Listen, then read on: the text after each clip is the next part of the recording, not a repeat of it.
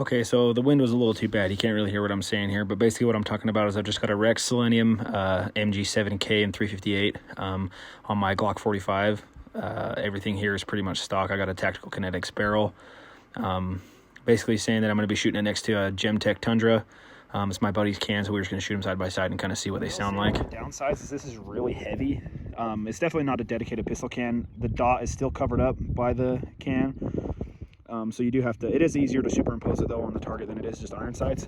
I'm using the YHM booster with a rugged piston. So that's a pretty good setup, but it is pretty heavy. It's definitely really front heavy, especially compared to the Gemtech. This definitely feels a lot more wieldable, I guess is what you could say. So I guess we'll shoot them side by side. You can hear what they sound like. It's a little windy out here again. Sorry, it's always windy in southern Idaho, but okay, so like I said, we'll shoot these side by side. We'll shoot a couple rounds first dry, and then you can run pistol cans wet. And what we do is we just run this wire pulling gel. This is by Ideal. You can get this at any Home Depot or any other hardware store like Lowe's. Just make sure you get a water-based one, then it won't do anything to your can. But we'll shoot a couple rounds dry, and then we'll show the difference when they're wet. So we'll go Rex first, and then we'll do the Gemtech. So I'm just shooting 147 grade factory Federal. They're a little bit louder. My buddy's got some handles that shoot a little bit quieter, but these are still subsonic, so they're hearing safe. But we'll shoot a couple rounds dry, and then I'll shoot the Gemtech. Okay. So that was the Rex. Now we'll shoot the Gemtech.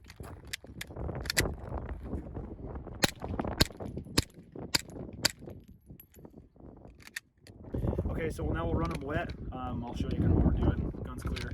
You only need a little bit. Just kind of pour it down in the front like this, just a little bit. Okay, and we'll see what they sound like now. This is a same ammo, 147 grain. A little bit quieter.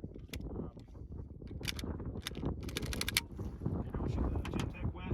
And I already got this one wet, so we'll shoot that, see what this sounds like.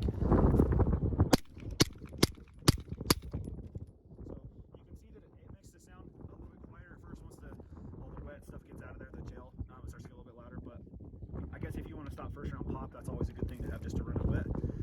But both these cans, none of them really have that much of a first round pop. They do. My Rex can does on when I shoot it on my Strybog, but for the pistols, they don't. It actually doesn't sound too bad either way. Definitely a little bit quieter though. Okay, so now we'll just shoot them side by side, one without the can, one with, just so you can kind of hear a difference. So we'll go one for one.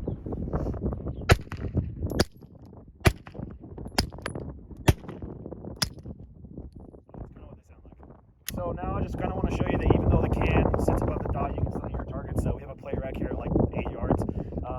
If I miss, it's because of me. It's not because of the can, but it's still pretty easy to hit your targets, even though the dot's being covered by the can. So we'll show you.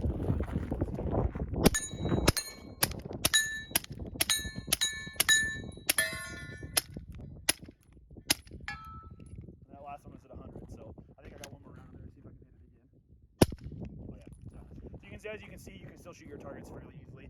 The miss is on the close. That was me kind of shooting a little fast, but it's definitely still pretty easy, even though you can't see the dot. So okay, just wanted to do another video kind of going over my setup now that the wind's not blowing. You guys can hear me a little bit better. Just kind of going over the setup of what I got going on to make this run. I haven't done anything to the internals of the gun.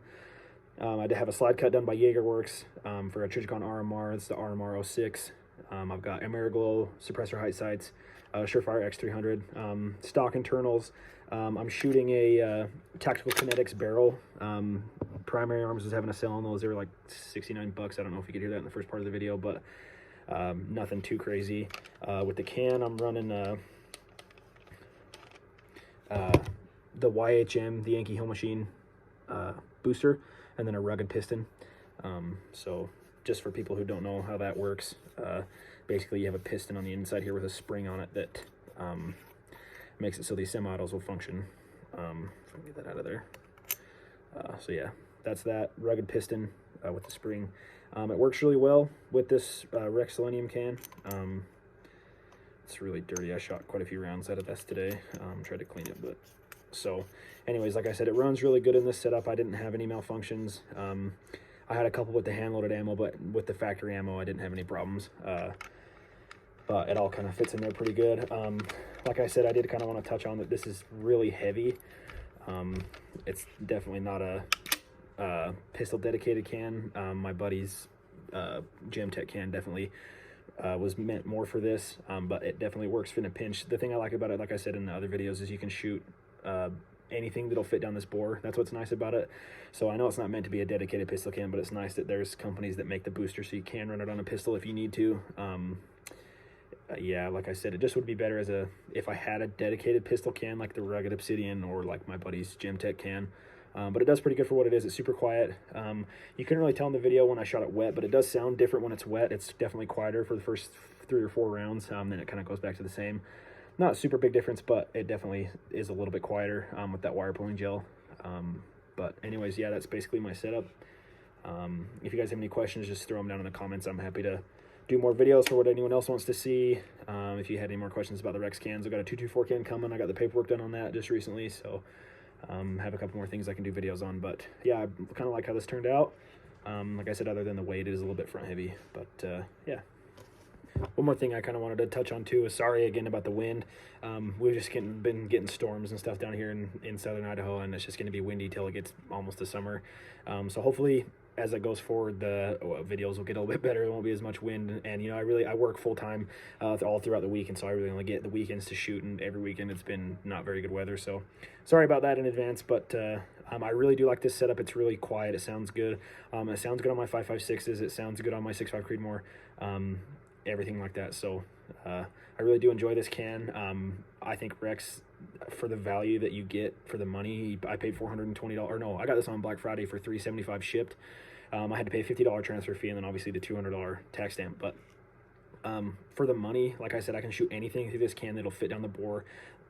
A bunch of mounting options. It's nice. I can run it on my pistol and also my bolt guns and my ARs, and so I really do like this can. If anyone's looking for a good can, you know, it's a good all-around can, this is a great one. It's super light, super short, but it sounds good because it's got that extra volume.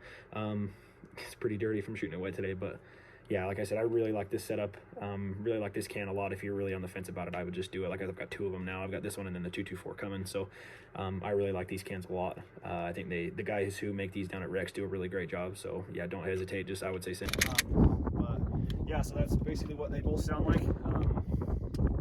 Like I said, the Rex Silentium here, and the Gemtech here. So but yeah, thanks for watching. Like and subscribe.